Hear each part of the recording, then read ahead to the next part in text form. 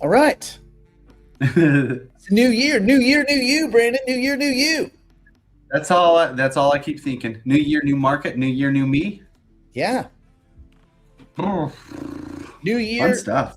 same me. Same? Why? No change. No, you're wrong. You're wrong. Same. New you. No, you're gonna have a better market year this year. Trust me, and I'll tell you why. I'll tell you why. Ooh. Things are Ooh. changing. That's why Go we're gonna have a on. good show today. No, Go we're gonna have a good on. show today. Hey, have you seen? So I took my kids. We as we were leaving the great Phoenix area where the weather is warm and not snowing and icy like it is here. We went to see Anaconda. Have you seen it? Yeah. Good. Did that not cinema you to the max? Yeah. Like to the max? Like every step of the way, you're like, cinema. Oh yeah, cinema. Yeah. Yeah. Yeah, Jack Black cinema. Yeah, yeah. For those that don't know, It was- it's about this group of friends basically trying to remake Anaconda on their own. So yeah. It's yeah. indie filmmakers trying to remake it, and then they actually start getting hunted by Anaconda, which is pretty funny. It was pretty funny. But the opening scene opens up with like storyboard in the background, right? You're like, Yep. oh yeah, okay, we can nail that. Then it pulls out, and they're trying to rewrite the script multiple times, and they show the script, they show the process. It was like, dude, to a T. It As a is matter of funny. fact, So we could get further along in filmmaking for cheaper than they just filmed the concept of getting that far along in story making. That's right. That's right. That's right. Well, I like it when they come. They're like, "What's your budget?" And they're like, $2.3 million. He's like, "That's right." He's like, they go to get a loan. They're like, "We approve you for $9,000." Yeah. That's about right. That's about right. Yeah. It's like, but with cinema, you could probably do it for like $9,000. You know, the whole film. Yeah, It's- done. anyway, Like so, finished. Done. Finished. Don't even have to go get eaten Yeah. by a snake. For those- If for that those- I don't happens, know. I'm not spoilering it, but if that happens. I don't know if people know, but Brandon is actually working with us on cinema now. He's part of the team. So I don't know if I don't think people knew that. Oh yeah, I don't think that's that's widely known. We have a lot of extra time now that we're not burning hours of every day on Hypercycle. I'm still working on it. There's a few things that I'm still trying to figure in the back end, so it's like not completely dead, but it's been a frustrating wall. Hypercycle's been frustrating to deal with, so this is a good reprieve for a minute. That's for sure. Wait until they do something that makes us money. Yes, exactly. So we closed the year out. Did you see? And I think I talked to you about this too. I noticed. You know what Roomba is, right? The company, the robot company. They do the vacuums. I mean, I have a Roborox, but it's a competitor to Roomba. Well, no longer really a competitor, right? I guess it's the only show. Roomba's dead, right? Yeah, Roomba. They were once were, so their market cap now is $3.5 million. Wait, million? Yeah, million. Yeah, you heard me right. I used the M word. Yeah. Go buy the whole company for $3.5 million. I could own Roomba. I could own Roomba. Roomba. They're bankrupt. They went into bankruptcy. At the peak, the company was worth $4.5 billion. Talk about a drop. This is like a crypto project where they rug pull. Literally, they rug pulled. They rug cleaned everyone. They cleaned that rug too much, man. They rug pulled the crap out of you. So yeah, these stock investors lost everything. And you know why they say stock crypto's investors lost sketchy? everything? Because they wouldn't adapt. Oh, because they don't own anything. Because they don't own anything. That's right. No. That's the number one. They don't own anything. When you own you don't own anything. Now, I'll tell you who will make a tiny fraction, and that is senior note holders. Anybody that has senior debt, if there is any money left after this bankruptcy, and what will happen is I bet you some company will just buy their IP, they'll buy the name, they'll like Waze or WAYZE, or one of the other Roborox, or one of the other companies that is making it, that they'll probably just buy the name and put a sticker on the side, Roomba, but it won't, because you think there's some. I guess they were always fighting a losing battle. Anytime you build something that someone can just copy and paste and build it in China for 1/10 the cost and put it on eBay and Amazon the next day, how do you think you're going to hold? Like, did you ever buy a Roomba? No, that's what I was going to ask you, because I bought the other versions. So did I, but I bought a Waze first, WAY, and it's great. It's simple, but it's great. My new Roborox that mops, it freaking mops. Mm-hmm. Also, it is awesome, dude. We have one. It mops, it self cleans itself in the cleaner. It goes and self dumps. It's ridiculous how good it is. I bought a Roomba about a year ago. I was at Best Buy. They had a special discount, like marked down from like $1,400 to like $299. I'm like, me, I'm a sucker for a discount, so I'm like, this has got to be good. Look at the value I'm getting. What an arbitrage. Haha. Joke's on me. That thing sucked. I'll tell you how bad it was. I had the box. I pulled out of the box, had it map the room, and I thought, let me just see how it does when there's an obstacle. So I left the Roomba box, and I thought it would map around it. It got stuck on the box. That's so funny. From the Roomba box got stuck in a wheel, and it went in a circle. I'm like, oh, I guess what? You're going back in the box, you little bia. I shoved it back in mostly because you can never repack it the way they pack it. No. Best Buy. They have robots. When I turned it in, and the guy's like, I'm surprised it took this long. I'm like, you could have told me this when I was buying it. Oh my gosh, I'm surprised it took this long. Yeah, that's why. He knew. Like $1,200. He knew. $299. Yeah.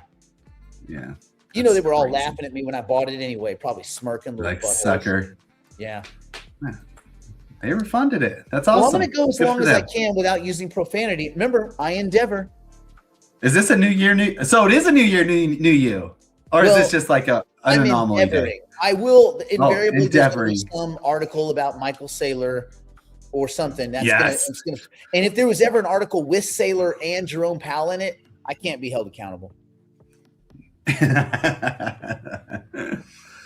Yeah, I know. Well, we'll try not to. Well, the good thing is he isn't in there much longer, and I'd be surprised if we even hear from him that much. Even the last few meetings, he'll get up and be like, I'm done. I'm out. He'll just walk off the stage, call it a day. Maybe he'll even have a fill-in the last one. He might even have a fill-in. So what do we learn? What do we learn from? I mean, I guess there's a lot of lessons to learn from Roomba. One, technology moves fast, and if you're building if you're building a physical product, it is very difficult to keep up. You don't have a moat. You don't have an advantage. You just don't. Yeah, picks and shovels is the way. Amazon, look at Amazon, right? What did they do? Picks and shovels. Well, and picks also, and shovels. What do they scale? They scale efficiency. Efficiency is immutably scalable. The atom space, building things, manufacturing things is not immutably scalable. There is only a certain amount of atoms that you can put in different configurations and spit them out of a sweatshop and then ship them across the world. But if you're in the middle, the picks and shovels, like you said, and you are efficiency at logistics, efficiency at price arbitrage, efficiency at what do they call it? Last mile, like the final delivery of the product. What are they like? All of those, you can continue to make those more and more efficiency approaching instantaneous, right? Yep. But you can't do that in manufacturing. By the time you get efficient in manufacturing, your widget is outdated. People would pitch me ideas. Oh, we're going to build this. I'm like, what do you mean build it? Oh, well, we have a manufacturer. I'm out. What? Yeah, exactly. You said the word manufacturer. I'm out. I will only try to scale electrons. Anything else, what's the point? I mean, they had to know this was coming. This didn't surprise anyone at Roomba, at iRobot. No, they knew. I mean, competition's fierce. I mean, if you can't keep up and iterate and adapt or move faster than the competition, even them being the pioneer, they still lost. But they almost lost because they were the pioneer. It's like car companies. Yeah. Yeah, it's harder to innovate. It's easier to look at the Chinese and the car companies. Look at them copy Tesla. They just go steal Tesla's plans, and now they have that. What's that brand over there that's just crushing it? Crushing. I have an early model Roomba. I use it to bounce around the hard floors downstairs. That's funny. Yeah.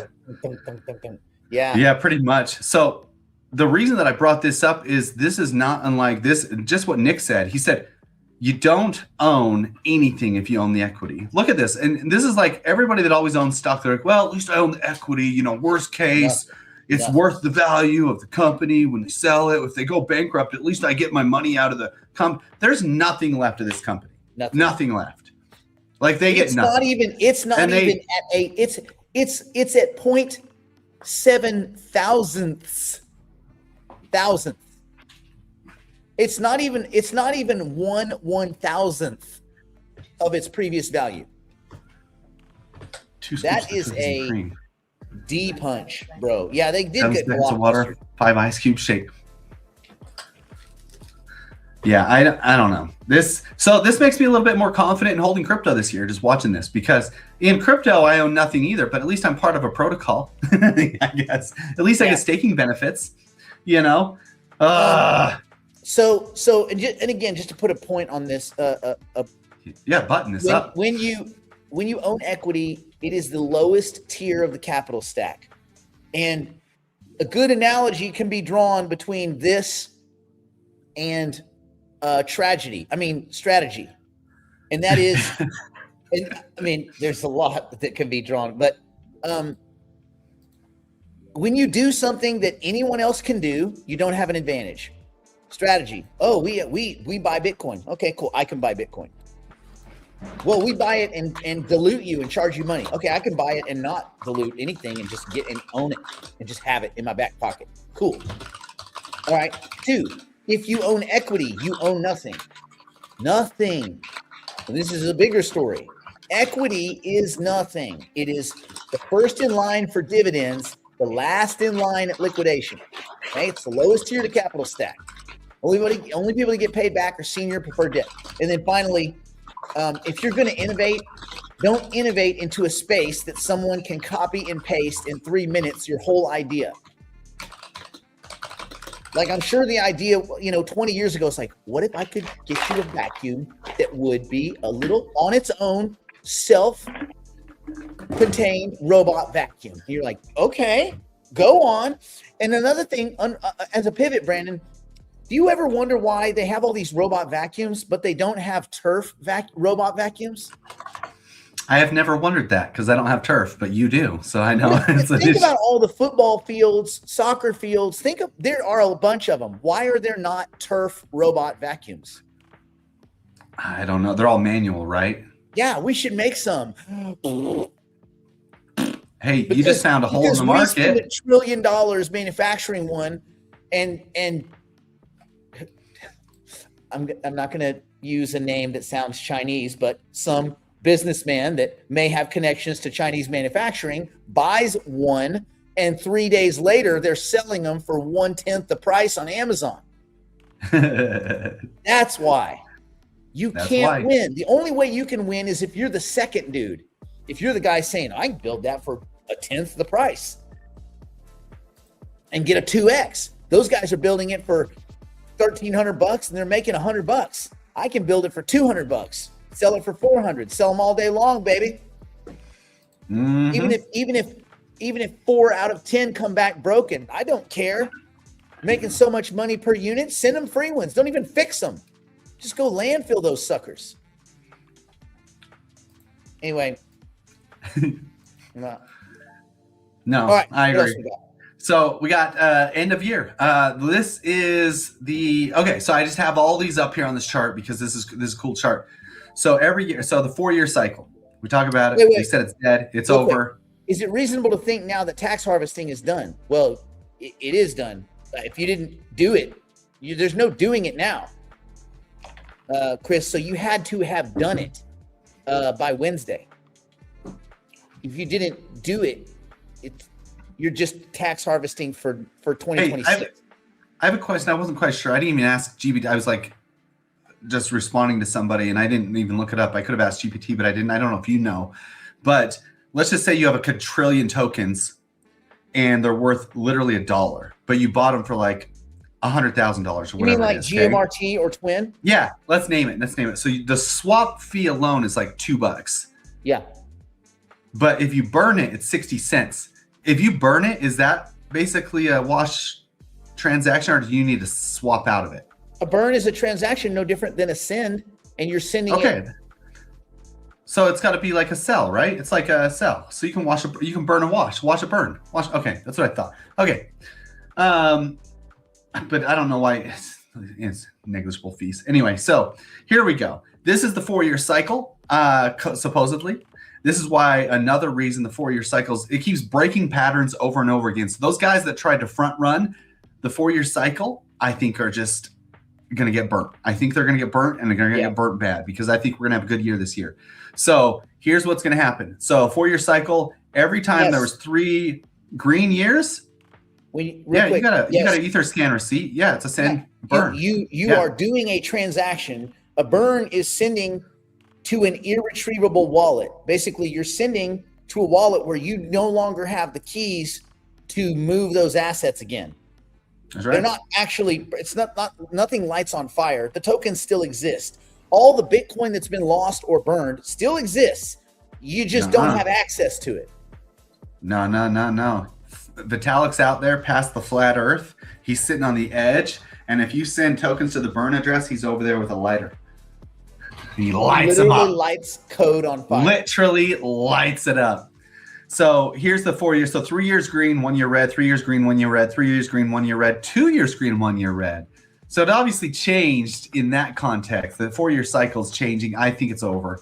Game over. This is the percentage gains for those ones. Obviously, you had 3 red, 3 red, 3 red. It's like a Christmas tree right here. But this is the basic. This chart is the oversold index on Bitcoin. Right now, we're the most oversold that we've been since 2017 to 18. I think there's going to be some buy pressure coming back in, especially now that we got past that hump, past the hump. We're going to be in a good spot. Oh, what is this? Yeah. Oh, sorry. I was going to show that. So, well, obviously new things will come up along the path, but specifically about Hypercycle, yes, for you to make revenue from Hypercycle node sales, there have to be Hypercycle node sales. So we are hoping that Hypercycle, in all of their efforts, create a reason for people to buy nodes. If they don't, all those sales are still going to come through node market, so nothing's changing there.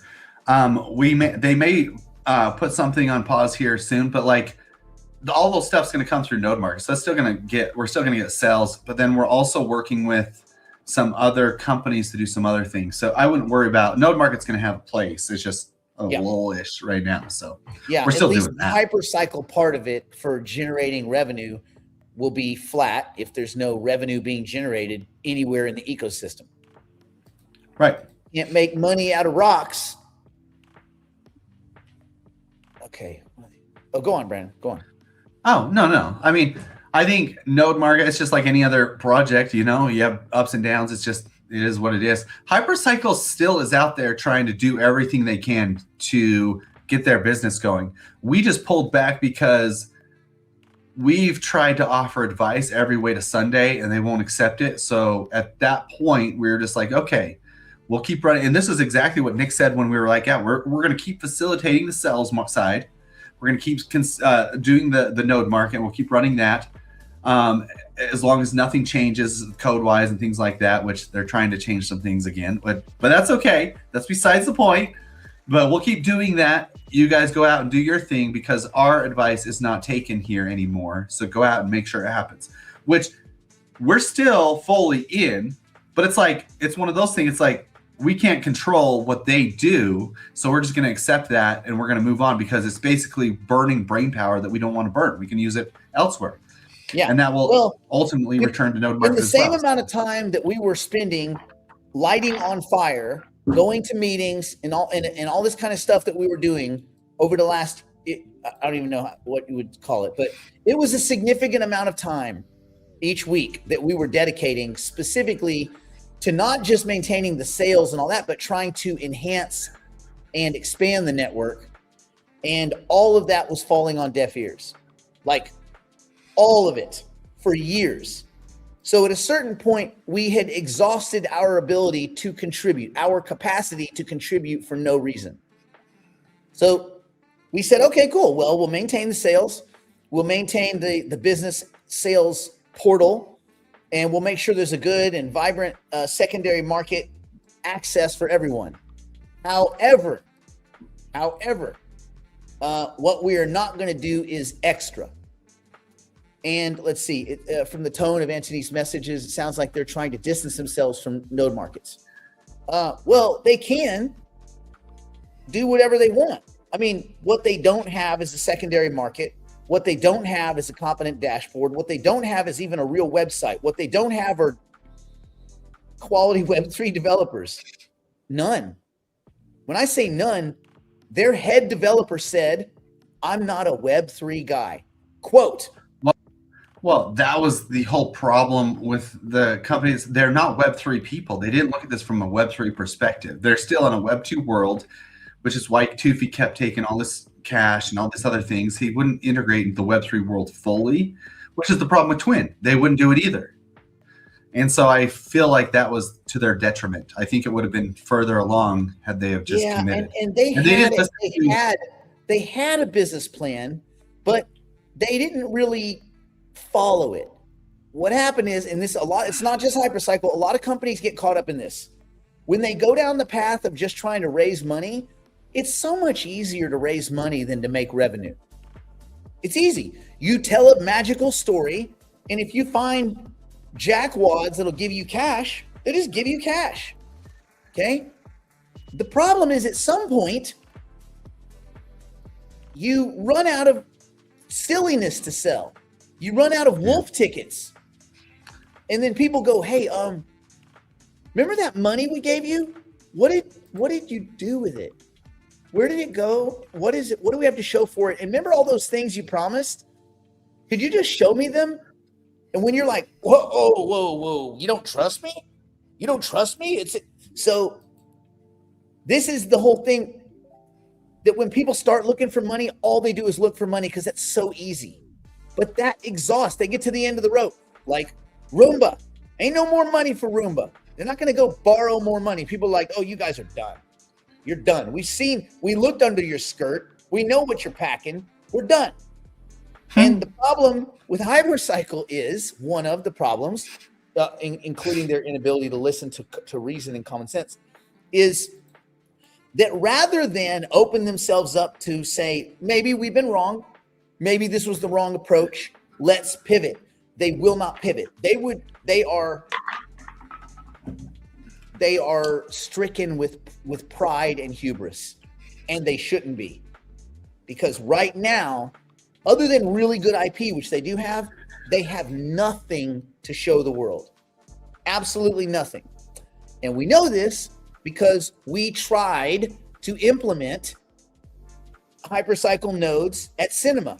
All we do is AI. And I promise you, it's way more AI than Hypercycle does, by a factor of about 1,000. So we should be the perfect candidate.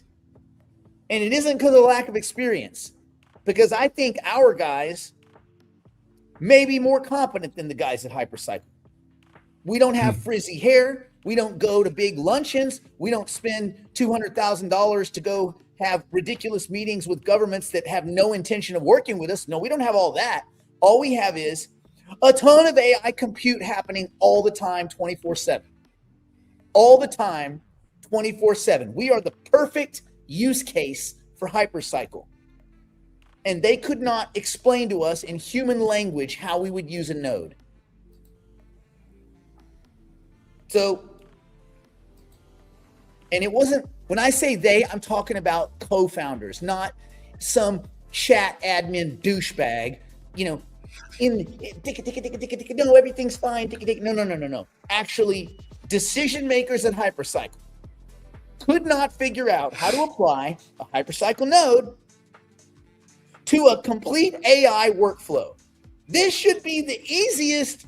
There should be no easier use case. And they still can't figure it out. At which point I said, well, if these two magnets that should normally be stuck together are still repelling each other, then one of them must be exotic matter.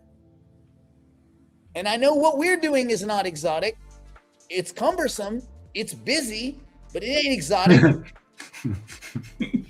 So they're dealing with extraterrestrial matter, and they just got to pivot. And no, it's not a case of fraud. You know, these people say not delivering on a promise is not fraud, Ed. It's like you and your wife, you're trying to get pregnant. We're going to have a kid. And then you can't have a kid. And they're like, that's fraud. It's not fraud. I'm trying. Listen, a lot of companies try and they go down a path and doesn't work and they pivot. The problem with Hypercycle is lack of willingness to pivot. They would rather defend their position, an indefensible position, than just make a pivot. You have all sorts of good IP. Just use it for something else. Tons of companies come out in one direction, and then all these other use cases pop up that they never even thought of. And they go, oh, that's kind of cool. Let's just go in this direction because there's more people in this direction. Oh, wait, look at this other pivot. That's kind of cool. Let's go in this direction. All Hypercycle needs to do to fix all their problems is have one big come to Jesus where everybody gets together and says, fellas, first take, we got it wrong. Let's brainstorm ways where this big bucket of really cool IP, because it is, they have really good IP. They have amazing ideas. They have amazing, actual intellectual property that's locked in. Let's just take this IP and look for every way we can monetize it. Look for all the different ways we can use this rubber band thingy. I'm sure we'll find tons of them. And let's go monetize the top 5. And then we'll go to the next 5. And then we'll go to the next 5. Then we're going to have another meeting next quarter. That's a pivot. That's the pivot, Chris. You got to be open to being wrong about stuff. If you're not open to being wrong about stuff, but that doesn't make it fraud. Fraud is when you intend to deceive. Does that make sense? You intend to deceive. They didn't intend to deceive. They're unwilling to pivot. Now, guess what they will eventually do? They'll pivot. They might have to fire all their employees, and it would just be some co-founders. But at a certain point, when there's 3 of them left, they'll go, okay, remember like a year ago when Nick and Brandon were yelling at us? You think there was something to that? I'm sure we're not the only ones yelling at them. So they will pivot out of necessity.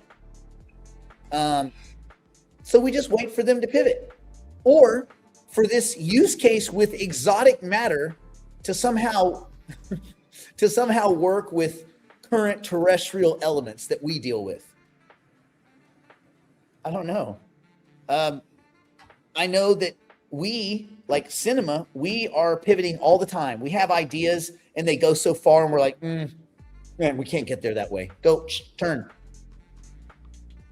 Yep. Well, it didn't stick. Turn. Let's find another way. Let's find another way. And also, a good engineering group, a good engineer, go back to first principles. A good engineer doesn't care where a good idea comes from.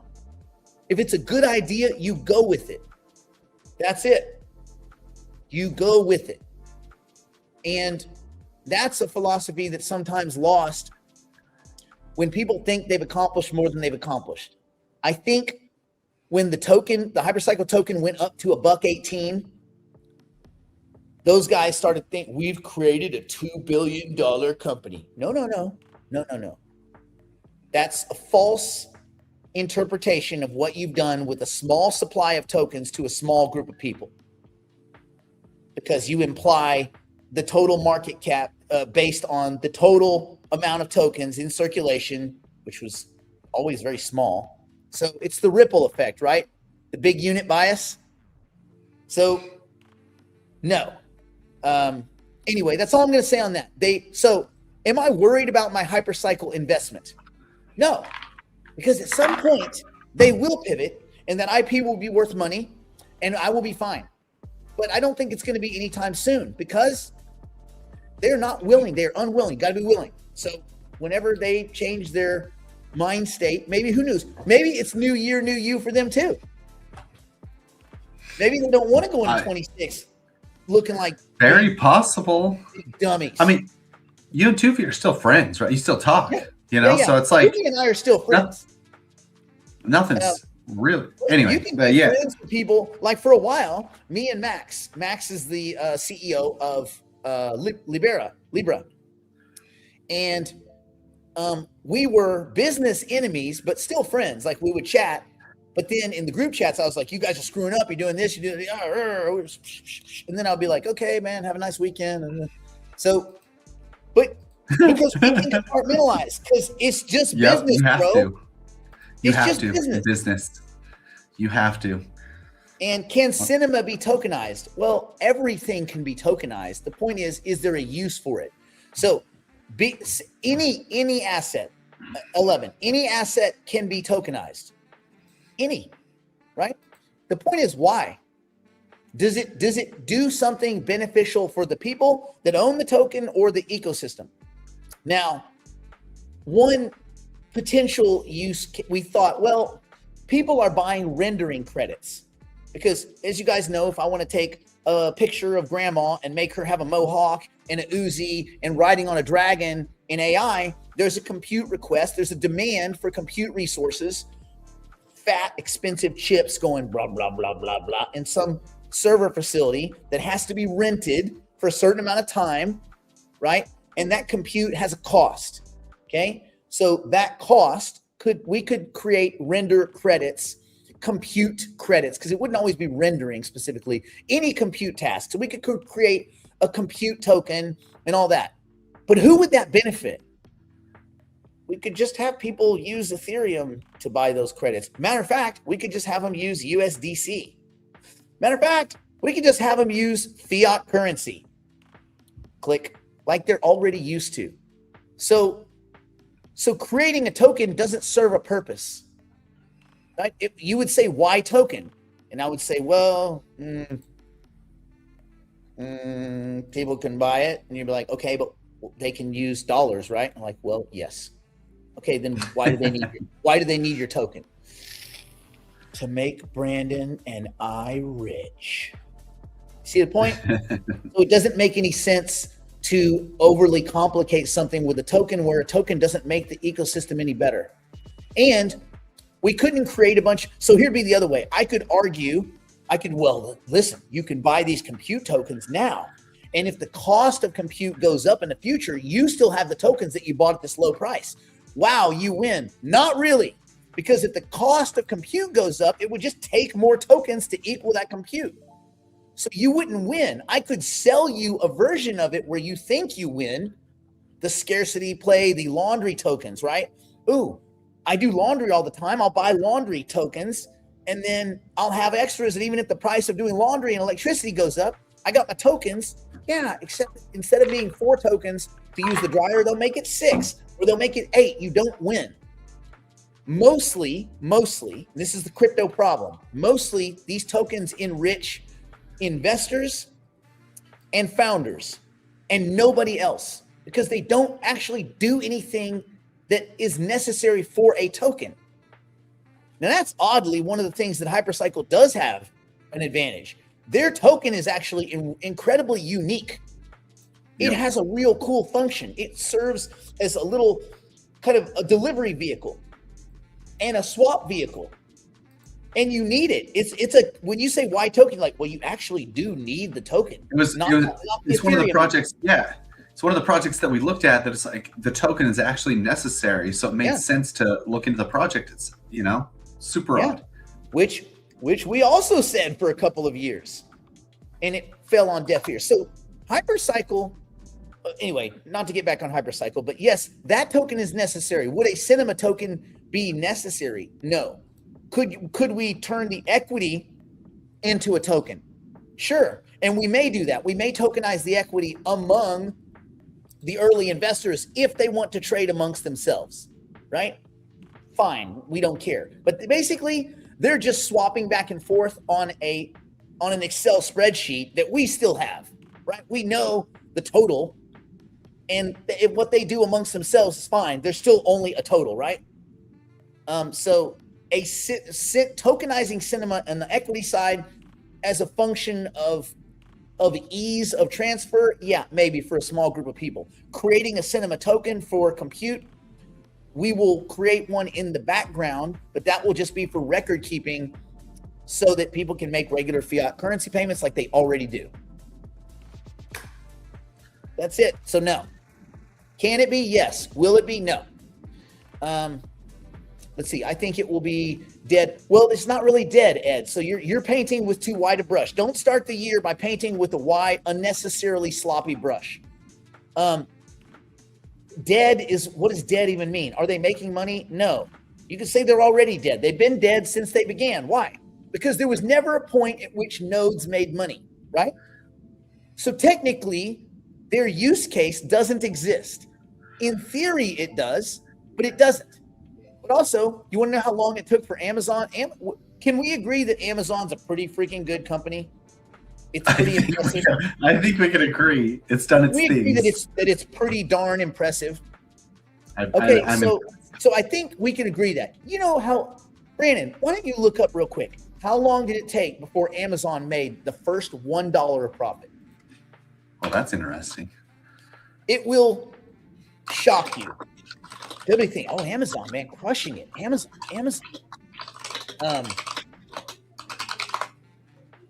The answer is pretty amazing. Let's see what 5.2 says. Net income. Founded for sale, first profitable. Okay. I guess let's do first profitable quarter. So 1994 is when they started. First profitable quarter was 2001, quarter 4. So it took them 7 years for the best company in the entire world. Probably the best company in the entire world. One of the top 5. Definitely the best company in the world that we interact with. Yep. The best company in the world that we interact with, almost all of us, all the time. Took 7 years to make $1. That was the whole joke. They posted a $1 profit in that fourth quarter, I think of 2001, right? Or no. Yeah, 2001. Yeah. $1. That was the whole joke. Like they posted a $1 profit. Straight up. Jeez. So these things take now along the lines. Would you have said, "Oh, this Amazon thing is a fraud"? No, it's not a fraud because they haven't generated a profit yet. It's a fraud if they never intended to generate a profit. Turns out the future is very tricky. Oh. He's saying he will be dead by the time Hypercycle pivots. So that might be true. I don't know that your statement. Would I ever sit down again with Hypercycle to strategize? On sales, yes.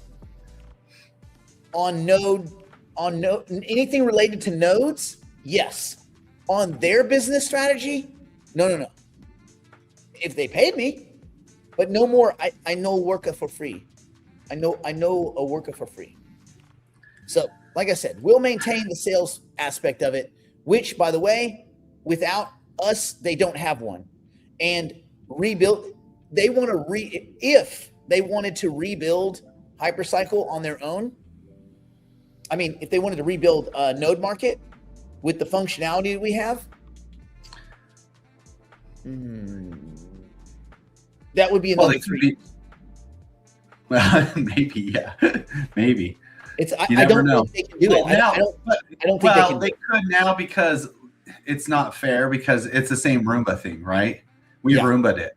Yeah, that's their advantage. We Roomba'd it. So it might only take them a year. Oh, but guess what?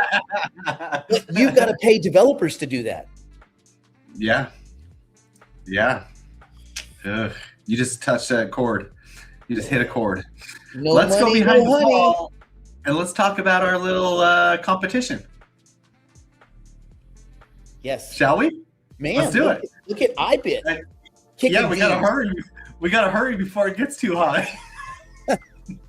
Okay. We're gonna go here. We're going to go here. Let's go here. Let's go right back here. We're going to bounce on over here. We're going to get behind this old wall. What we going to do? That's what we going to do. We're going to do it. Going behind the proverbial wall now to continue the broadcast privately for the digital investors and digital private clients. If you'd like to join us, simply go to nickblacknext.com and subscribe to one of our plans and immediately take advantage of our library of tools, tactics, and information. It's all designed to help you learn, grow, and manage your portfolio like a pro. Join us now.